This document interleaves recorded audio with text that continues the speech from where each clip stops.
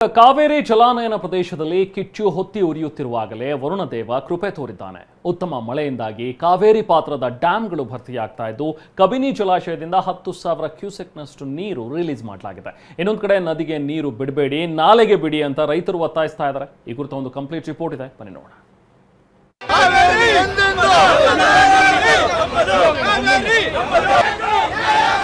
ಹೋರಾಟಗಾರರು ಹಂಗಂತ ನೀರು ಹಿಡಿತೀನಿ ಅಂತ ಯಾರು ಹೋಗ್ಬಿಡಿ, ಹಂಗಂತ ಹೋಗಿ ಒಳ್ಳೆ ಅಡ್ಡ ನಿಂತ್ಕೊಳ್ಳೋದು, ನೀರು ಹೋಯ್ತಾ ಇದೆ ಅಂತ ಹೇಳೋದು, ಕೆಳಗಡೆಯಿಂದ ಹೋಗ್ತಾ ಇದೆ, ಈಗೆಲ್ಲ ನಿಲ್ಸಕ್ಕಾಯ್ತದೆ?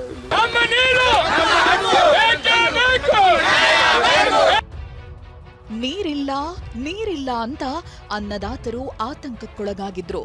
ಇಂಥ ಹೊತ್ತಲ್ಲೇ ಕರ್ನಾಟಕದ ಮೇಲೆ ಕಾವೇರಿ ನೀರು ನಿಯಂತ್ರಣ ಪ್ರಾಧಿಕಾರ ಬರೆ ಎಳೆದಿತ್ತು.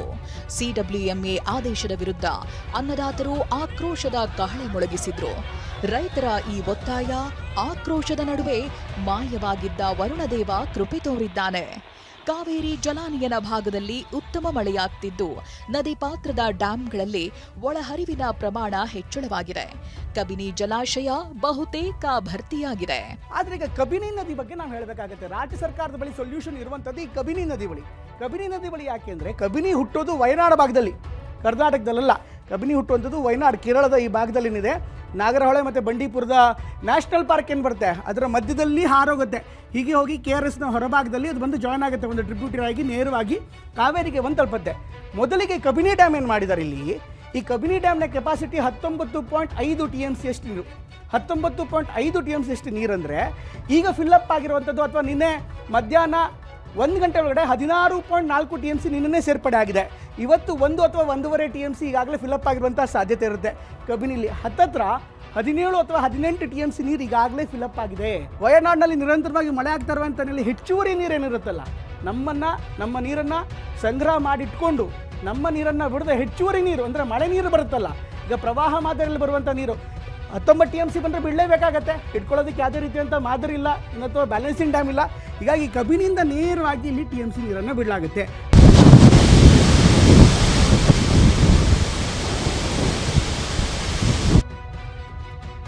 ಕಬಿನಿ ಡ್ಯಾಂನಿಂದ 10,000 ಕ್ಯೂಸೆಕ್ ನೀರು ರಿಲೀಸ್.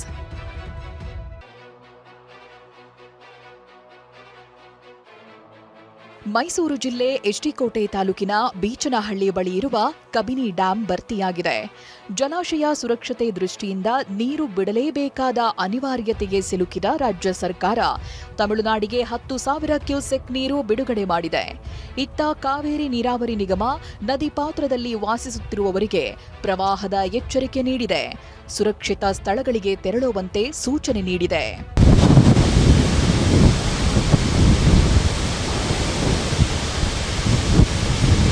ಕಬಿನಿ ಜಲಾಶಯ ಭರ್ತಿಯಾಗಿ ತಮಿಳುನಾಡಿಗೆ ನೀರು ಪೂರೈಸಲಾಗಿದೆ. ಇದೇ ಕಾವೇರಿ ಕೊಳ್ಳದಲ್ಲಿನ ಮತ್ತೊಂದು ಜಲಾಶಯ ಹೇಮಾವತಿ ಒಳಹರಿವು ಕೂಡ ಹೆಚ್ಚಿದ್ದು ಡ್ಯಾಂ ನಿಧಾನವಾಗಿ ಭರ್ತಿಯಾಗ್ತಿದೆ. ಮತ್ತೆ ಸರ್ಕಾರ ಬಹಳ ಸ್ಪಷ್ಟವಾಗಿ ಹೇಳ್ಬಿಟ್ಟಿದೆ, ಈ ಬಾರಿ ಕಾಲುವೆ ನೀರನ್ನ ನಂಬಿಕೊಂಡು ಯಾರೂ ಕೂಡ ಬೆಳೆಯನ್ನ ಮಾಡಬಾರ್ದು ಅಂತೇಳಿ. ಹಾಗಾಗೇ ಬಹುತೇಕ ಬೆಳೆಗೆ ನೀರು ಕೊಡ್ತಕ್ಕಂಥದ್ದು ಯಾವುದೇ ಕಾರಣಕ್ಕೂ ಸಾಧ್ಯ ಇಲ್ಲ ಅಂತಕ್ಕಂಥದ್ದನ್ನು ಸರ್ಕಾರ ಈಗಾಗಲೇ ಹೇಳ್ಬಿಟ್ಟಿದೆ. ಜೊತೆಗೆ ಈ ಬಾರಿ ಮಳೆ ಏನು ಕೊರತೆ ಆಗಿದೆ, ಇದು ಈಗಿರ್ತಕ್ಕಂಥ ನೀರು ಮುಂದಿನ ಬೇಸಿಗೆವರೆಗೂ ಕೂಡ ಇರಬೇಕಾಗತ್ತೆ. ಹಾಗಾಗೇ ಇವಾಗ ಒಂದಷ್ಟು ಪ್ರಮಾಣದಲ್ಲಿ ನೀರು ಸಂಗ್ರಹ ಆಗಿ ನೀರು ಉಳ್ಕೊಂಡ್ರೆ ಮಾತ್ರ ಮುಂದಿನ ಬೇಸಿಗೆಗೆ ಕುಡಿಯೋ ನೀರಿಗೆ ಇರ್ಬೋದು ಅಥವಾ ಜಾನುವಾರುಗಳಿಗೆ ಒಂದಷ್ಟು ಬೇಕಾಗಿರ್ತಕ್ಕಂಥ ನೀರು ಬಳಕೆಗೆ ಸಾಧ್ಯ ಆಗುತ್ತೆ. ಈ ನಡುವೆ ಇಷ್ಟೆಲ್ಲ ಕೊರತೆಗಳ ನಡುವೆ ತಮಿಳುನಾಡಿಗೆ ನೀರನ್ನ ಹೇಗೆ ಬಿಡ್ಲಿಕ್ಕೆ ಸಾಧ್ಯ ಅಂತಕ್ಕಂಥ ಪ್ರಶ್ನೆ ಈ ಭಾಗದ ಜನರದ್ದು. ಅಂದರೆ ನಮಗೆ ಬೆಳೆಗೆ ನೀರಿಲ್ಲ, ಈ ಬಾರಿ ಅಂದರೆ ಈ ವರ್ಷದ ಬೇಸಿಗೆಯಲ್ಲಿ ಕುಡಿಯೋದಕ್ಕೆ ನೀರು ಸಿಗುತ್ತೋ ಇಲ್ವೋ ಅಂತಕ್ಕಂಥ ಆತಂಕ ಇದೆ. ಹಾಗಾಗಿ ಯಾವುದೇ ಕಾರಣದಿಂದ ಹೇಮಾವತಿ ಜಲಾಶಯದ ನೀರನ್ನ ಹರಿಸಬಾರದು ಅಂತಕ್ಕಂಥ ಆಗ್ರಹ ಈ ಭಾಗದ ರೈತರದ್ದು ಕೂಡ ಇದೆ. ಚಿಕ್ಕಮಗಳೂರು, ಕೊಡಗು ಭಾಗದಲ್ಲಿ ಮಳೆ ಸುರಿಯುತ್ತಿರುವುದರಿಂದ ಹಾರಂಗಿ, ಹೇಮಾವತಿ ಜಲಾಶಯಗಳು ಭರ್ತಿಯಾಗಿವೆ. ಈ ಡ್ಯಾಂಗಳಲ್ಲಿನ ನೀರು KRS ಜಲಾಶಯ ಬಂದು ಸೇರಲಿದೆ. ಹೀಗೆ ಒಂದ್ ಕಡೆ ಜಲಾಶಯಗಳು ಭರ್ತಿಯಾಗ್ತಿವೆ, ಇನ್ನೊಂದ್ ಕಡೆ ಯಾವುದೇ ಕಾರಣಕ್ಕೂ ಜಲಾಶಯದ ನೀರು ತಮಿಳುನಾಡಿಗೆ ಹರಿಸಬೇಡಿ ಅಂತೇಳಿ ರೈತರು ಬೀದಿಗಿಳಿದಿದ್ದಾರೆ. ಹೆಚ್ಚುವರಿ ನೀರನ್ನ ನಾಲೆಗಳಿಗೆ ಹರಿಸುವಂತೆ ಒತ್ತಾಯಿಸಿದ್ದಾರೆ. ತಮಿಳುನಾಡಿಗೆ ನೀರು ಹರಿಸಿದ್ದೇ ಆದಲ್ಲಿ ನದಿಗಿಳಿದು ಹೋರಾಟ ಮಾಡ್ತೀವಿ ಅಂತ ಎಚ್ಚರಿಕೆ ನೀಡಿದ್ದಾರೆ. ನದಿಗಿಳಿಯುತ್ತೇವೆಂಬ ರೈತರ ಎಚ್ಚರಿಕೆ ಬಗ್ಗೆ ಮಾತನಾಡಿದ ಮುಖ್ಯಮಂತ್ರಿ ಡಿಕೆ ಶಿವಕುಮಾರ್, ರಾಜ್ಯದಲ್ಲಿ ನಮ್ಮ ಜಲಾಶಯಗಳು ತುಂಬುತ್ತಿವೆ. ಹೆಚ್ಚಿನ ಪ್ರಮಾಣದ ನೀರು ಹೊರಗೆ ಬಿಡಲೇಬೇಕು. ಹೋರಾಟಗಾರರು ಡ್ಯಾಂ ಬಳಿ ಹೋಗಬೇಡಿ, ನೀರು ಬಿಡೋದಿಲ್ಲ ಅಂತ ನದಿಗಿಳಿಬೇಡಿ. ಈ ರೀತಿ ಇಳಿದ್ರೆ ಕೊಚ್ಚಿಕೊಂಡು ಹೋಗ್ತೀರಾ. ಜೀವ ಅಮೂಲ್ಯವಾದದ್ದು, ಸಾಹಸಕ್ಕೆ ಕೈ ಹಾಕಬೇಡಿ ಅಂತ ಎಚ್ಚರಿಕೆ ನೀಡಿದ್ರು. ವರುಣ, ತಾಯಿ ಕಾವೇರಿ ಇವತ್ತು ಕೃಪೆ ನಮ್ಮ ಮೇಲೆ ತೋರಿಸಿದ್ದಾರೆ. ಹೋರಾಟಗಾರರು ಹಂಗಂತ ನೀರು ಹಿಡಿತೀನಿ ಅಂತ ಯಾರು ಹೋಗ್ಬಿಡಿ.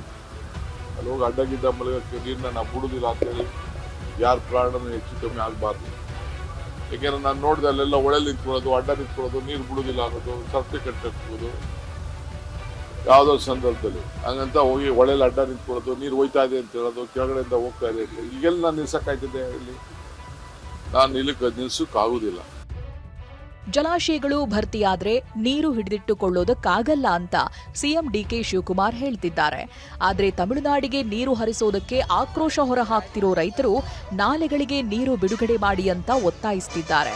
ಬೆಂಗಳೂರಿನಲ್ಲಿ ಕರವೇ ನಾರಾಯಣಗೌಡ ಬಣ ಮಹಿಳಾ ಘಟಕ ಪ್ರತಿಭಟಿಸಿದ್ರೆ, ಹಾಸನದಲ್ಲೂ ಕರವೇ ನಾರಾಯಣಗೌಡ ಬಣ ಯಾವುದೇ ಕಾರಣಕ್ಕೂ ತಮಿಳುನಾಡಿಗೆ ನೀರು ಬಿಡದಂತೆ ಆಗ್ರಹಿಸಿದೆ. ಮಂಡ್ಯ ನಗರದ ಸಂಜಯ್ ವೃತ್ತದಲ್ಲಿ ರೈತರು ಟೀ ಕಾಯಿಸಿ ಆಕ್ರೋಶ ಹೊರಹಾಕಿದ್ರೆ, ಬೆಳಗಾವಿ, ಜೇವರ್ಗಿ, ತುಮಕೂರಿನಲ್ಲೂ ರೈತರು ವಿವಿಧ ಸಂಘಟನೆಗಳು ಕಹಳೆ ಮೊಳಗಿಸಿವೆ. ಪ್ರತಿಭಟನೆ ನಡುವೆಯೂ ತಮಿಳುನಾಡಿಗೆ ಕಬಿನಿ ಡ್ಯಾಂನಿಂದ ನೀರು ಬಿಡಲಾಗ್ತಿದೆ.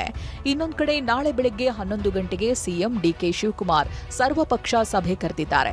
ಈ ಬಗ್ಗೆ ಪ್ರತಿಕ್ರಿಯಿಸಿದ ಡಿಕೆ, ಕಾವೇರಿ ನೀರಿನ ವಿಚಾರದಲ್ಲಿ ರಾಜ್ಯಕ್ಕೆ ಅನ್ಯಾಯ ಆಗೋದಿಲ್ಲ, ರಾಜ್ಯಕ್ಕೆ ಅನ್ಯಾಯ ಆಗಬಾರದೆಂದು ಸರ್ವಪಕ್ಷ ಸಭೆ ಕರೆದಿದ್ದೇನೆ ಅಂದ್ರು. ಬಿಜೆಪಿಯವರು ಸ್ನೇಹಿತರು ಆರೋಪ ಮಾಡ್ತಾರೆ. ಪಾಪ ನಾನು ಗೌರವ ಅವರೇ ಸಲಹೆ ಕೊಟ್ಟಿದ್ದು ಆಲ್ ಪಾರ್ಟಿ ಮೀಟಿಂಗ್ ಕರೀಬೇಕು. ಇನ್ನ ನೀರು ಬಿಟ್ಟಿಲ್ಲ. ಆದ್ರೆ ಸಾಯಂಕಾಲದಷ್ಟೊತ್ತಿಗೆ ನೀರು ಬಹುಶಃ ಒಂದು ಡ್ಯಾಮ್ ತುಂಬುವಂತ ಒಂದು ಪರಿಸ್ಥಿತಿ ಬಂದ್ಬಿಟ್ಟಿದೆ. ಅವ್ರು ಕೊಟ್ಟಿರೋದು 3,600. ಆದ್ರೆ ವಿರೋಧ ಪಕ್ಷದವ್ರಿಗೆ ಚರ್ಚೆ ಮಾಡಿ, ಕಾನೂನು ತಜ್ಞರ ಚರ್ಚೆ ಮಾಡಿ ನಾಳೆ ತೀರ್ಮಾನವನ್ನ ಮಾಡಿ. ನಾಳೆ ನಡೆಯಲಿರುವ ಸರ್ವಪಕ್ಷ ಸಭೆಯಲ್ಲಿ ಏನೆಲ್ಲ ಚರ್ಚೆಯಾಗುತ್ತೆ? ರೈತರಿಗೂ ಜಲಾಶಯಗಳಿಂದ ನೀರು ಬಿಡಲಾಗುತ್ತಾ ಅನ್ನೋದು ಕುತೂಹಲ ಮೂಡಿಸಿದೆ. Bureau report, TV9.